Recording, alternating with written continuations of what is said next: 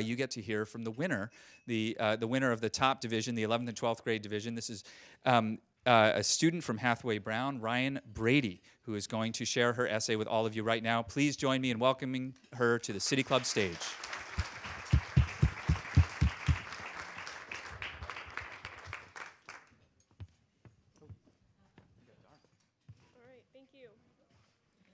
Roughly 6 months ago, the students at my high school filed into the auditorium and took their seats, eagerly awaiting the presentation of 3 visiting poets scheduled to speak at the mandatory administration-organized assembly. Once the excited chatter subsided and the poets took the stage, however, anticipation quickly morphed into apprehension. The speakers presented an inflammatory and divisive lecture, attacking racism, sexism, the Second Amendment, and the current president. The rattled student body was tense after this assembly, and many students expressed their grievances to the administration. Over the course of the following few weeks, a dozen student-penned opinion pieces were published in our school newspaper, and students and parents received 4 apologetic emails from our principal. Soon after, the administration and the students reached a mutual understanding. The consensus was that although free speech is important, it is appropriate for a specific time and place. The comfort and vulnerabilities of students must be prioritized. Accordingly, the administration declared our previously mandatory assemblies to be optional, enabling students to walk out if they wish to do so. Censorship is more than just prohibiting the spread of certain ideas. It also allows specific topics to be ignored completely, exemplified by my school's response to student criticism.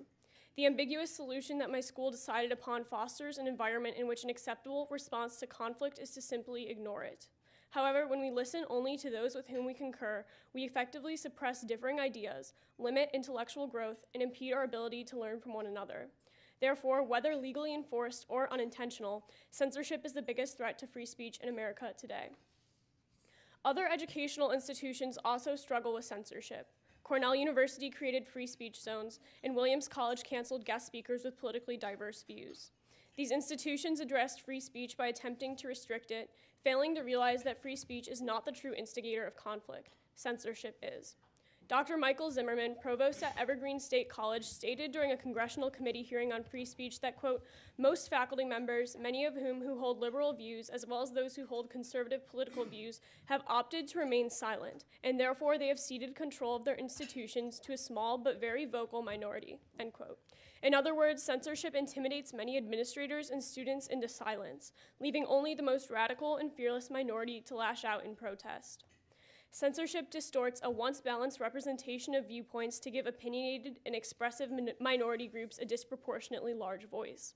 Suppression of speech endows a small group, like a school administration, with the authority to stifle discussion and warp dialogue by determining who and what is heard. When schools begin to censor free speech and subsequently face the resultant backlash and protests from students, they will attempt to remedy the problem by further tightening the restrictions.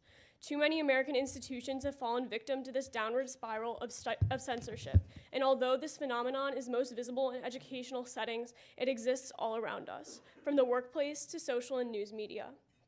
This cycle is only broken when it is understood that censorship does not protect against potential dissent, but rather exacerbates it. Free speech is under siege by censorship, and to fight back, we must continue to expand our minds and engage with the views of others. The only way to truly support free speech is to see past the symptoms of protest and dissent and address the root cause. We must recognize that by barring others from sharing ideas or shielding ourselves from hearing them, we limit not just what topics are acceptable to discuss, but more fundamentally, one's right to discuss at all. Perhaps the poets at my school had it right. We must free the stage and force each other to challenge what we believe in order to protect our right to share it. Each of us must recognize that a decision to skip an assembly or cancel a speaker has ramifications that far outweigh preserving our individual comfort. Any such transgression of our freedom of expression imperils democracy and the founding values of our nation. All Americans must recognize our responsibility to our fellow citizens and our country to stay seated in the assembly, even if, and especially if, everyone else leaves. Thank you. Yeah.